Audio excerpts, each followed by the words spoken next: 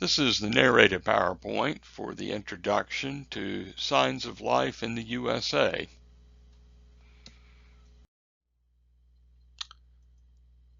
So why study popular culture? Well, let's say that we were on an archaeological dig and we found these artifacts. What are they? Are they toys? Are they religious icons? Are they part of a game? And if they're part of a game, are they for adults or are they for children? We might decide based upon the environment in which we found them, or how they fit in with other artifacts that we might find, or other ways we might know about this culture. Our book tells us that we see lots of different signs in terms of American popular culture, that in terms of entertainment and so forth, that may have a deeper cultural significance. And they also they mention here very early in the chapter that American popular culture is a system of signs. We're going to talk a little bit more about that in terms of some of the vocabulary that we use in this field of study. But what we're trying to do is to render an interpretation. That's a Rorschach ink blot, and one person might look at it and say, oh, this is two people who are harvesting fruit from an orchard and they're working together. And someone else might look at it and say, oh no, this is two people who are fighting, or something like that. But regardless, what we're doing is offering an interpretation of the artifacts we see around us.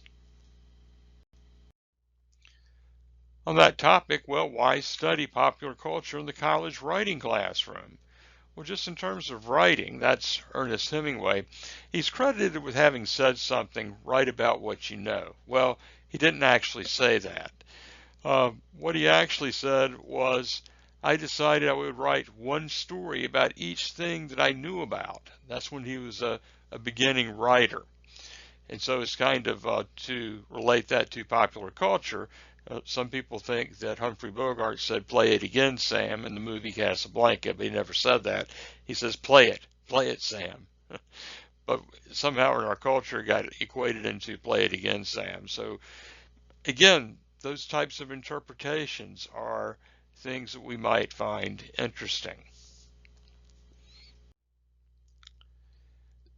The chapter talks about this idea of high culture and some different aspects of it, different examples. You know, ballet is certainly one, or opera is another, or the symphony orchestra. We've all experienced it, I'm sure, some of these at one time or another. They also talk about what they call low culture, and this turns out being the type of stuff that most of us like, right? It can take a number of different forms, like comic books, for example. So this particular comic book, it was printed cheaply, and the art is not that great. If you look closely at it, their faces look really kind of strange. But when you compare it to something like this that was done more recently, you can see that the artwork is much better. The figures are more distinct. It looks like it's probably printed on glossy paper. And I know that Samuel Delany is a very well-known science fiction writer, or at least he was in the 1970s. Won lots of awards. You can see that this guy down here was an illustrator for Star Wars as well.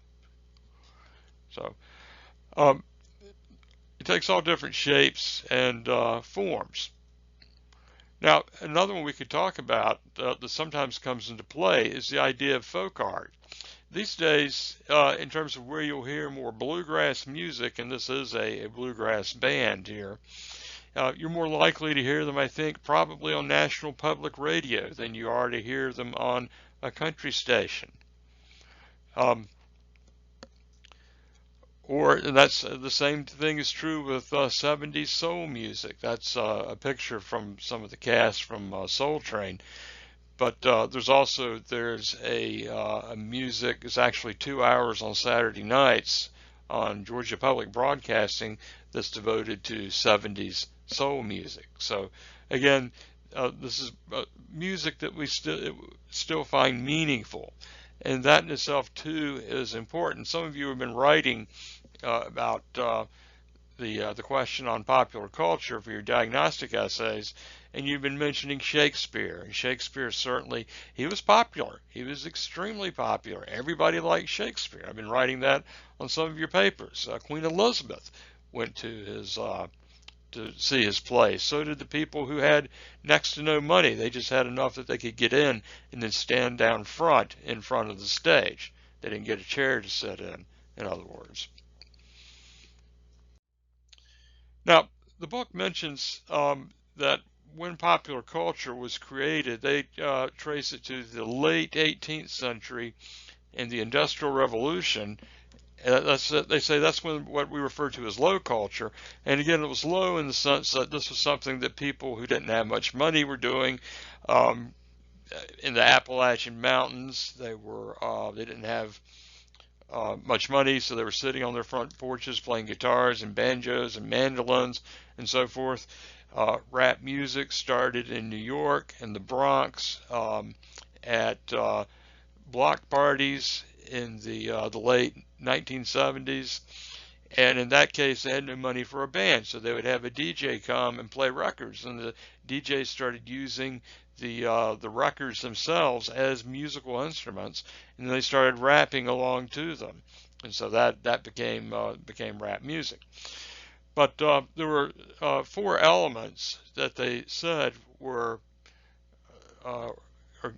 elements or characteristics that were part of this Industrial Revolution. And by the way, the Industrial Revolution may have started in the 17th century, or the 18th century, but it's not over yet. It's still going on.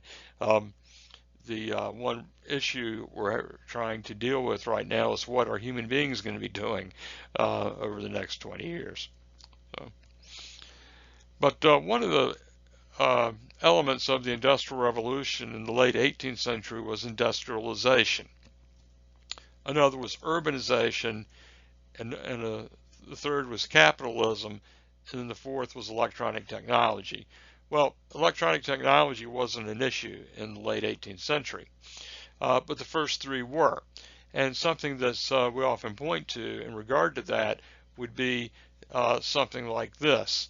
This is a woman, and she's weaving cloth. Now, very often what people were doing, say in England in the late 18th century, they would live out in the countryside somewhere. They might have a flock of sheep, and from the sheep they would shear wool, and then they would take that wool and they would spin it into thread, and then they would take that thread and they would weave it into cloth, and they would go into the city to sell their cloth. Well, something happened in the late 18th century. Well, before we get to that, there was also this idea of doing that was referred to as a cottage industry. We were living way out in the country, and people still use that term today to talk about maybe, writing content for web pages or something like that as being a cottage industry. But what was happening in the cities is that these looms were being created that could weave a lot more cloth a lot more quickly, and then the people who were taking it and sewing it into clothing would have it on hand to go ahead and get that done more quickly. Something else as a side note here, this is when another profession also started, and today we know it as engineering. Somebody had to design all those machines and try to make better machines and so forth. And the guy who drives the person who drives the train is called the engineer. And they were also doing things like that. They were building trains, designing trains, steam locomotives. So anyway, this is an example. What the people who owned these companies that were buying the cloth said to the people who were living out in the country and with the sheep and the looms and so forth. They said, well, if you want to continue to work for us, you need to move into the city. So that was this industrialization that was going on. And so for the people who were living in the country who then had to move into the city to keep their jobs, it started, that's what we mean by urbanization. And this urbanization had a lot of effects on people. A lot of them were not good. They were forced to live in slums. Uh, there were, as a result, there were health problems. They weren't getting the same type of nutritious food that they may have been growing in their gardens in the past. And children were pressed into working. So since then, we've had child labor laws. But it just had a very serious effect on a lot of people. And you still hear comparisons with our society today being like 19th century England, where there's a huge gap between the rich and the poor. Most of the people were poor. You see movies based on that time, based on Jane Austen novels and things like that. There was a very small percentage of the people at that time were wealthy. The rest were not. The people working in the factories were not wealthy. We also saw labor unions start to come out of this type of environment as well. Okay, so that's clear for the first three, but what about electronic? Now, with electronic technology, that happens a little bit later, and one type of folk art that it affected was country music. The man there, his name is A.P. Carter, and he and his wife, Sarah Carter, and the woman sitting in the front is his sister-in-law, was married to his brother. Her name was Maybelle Carter, and she actually became the mother of June Carter, who wound up marrying Johnny Cash, June Carter Cash, and they have a daughter, Rosanne Cash, who is still active as a country music star today. But what A.P. Carter did is he started going around the country and uh, finding people who were playing what they referred to as traditional American music and writing it down, learning how to play it, inviting them to come to Nashville to record it. Because before A.P. Carter, what was happening to music is that it was being recorded and people were able to buy records and listen to it at home. And of course, this is a very famous RCA, it's called his Master's Voice ad. But something else that was happening around the time that A.P. Carter was living was radio started to become important, and a lot of people had them in their homes, and so they were able to bring what had been traditional American music, and this came to be called country music. So, definitely electronic technology, and again, we were talking about rap music just a few minutes ago, and of course, that's also developed from the technology of using turntables and, of course, microphones for rapping. So, now, there were a few terms that were used throughout the chapter. One is semiotics, and kind of generally that's what we're doing.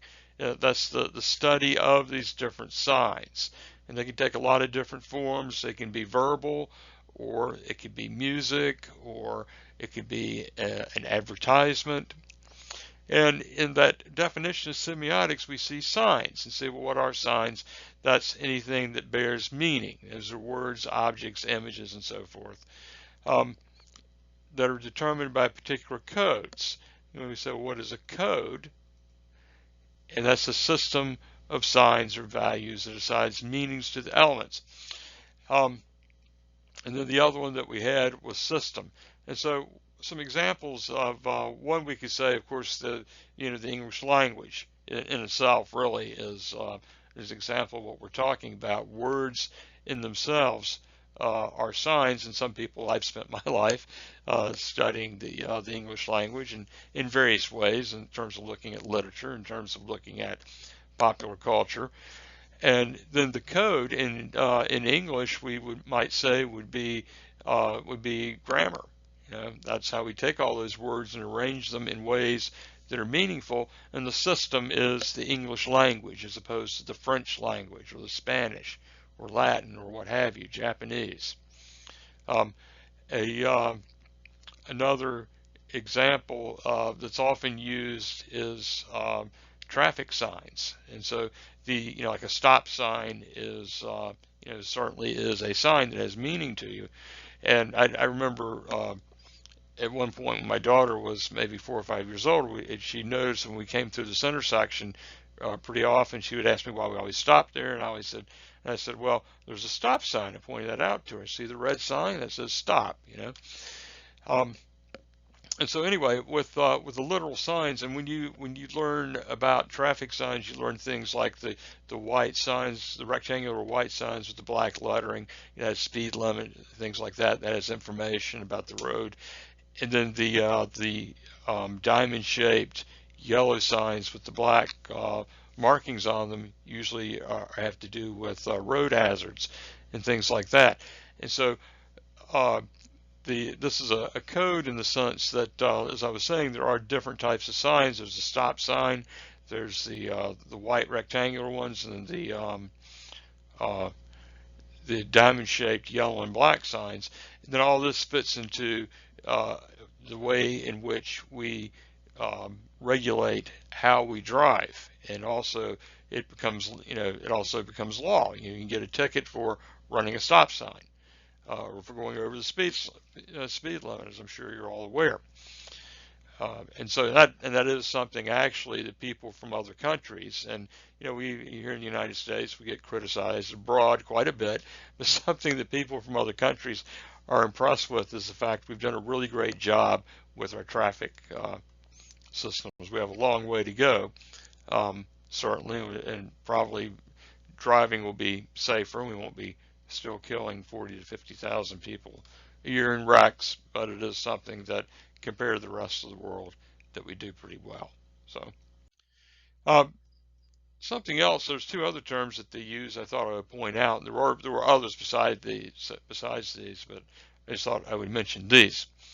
One is denotation, and one way to remember it, that final phrase there that I put, is the denotation of a word is its dictionary meaning. If you look it up in the dictionary, what it means, as opposed to the connotation of the way that we might feel about the word. So you take a word like flag, it's fairly neutral.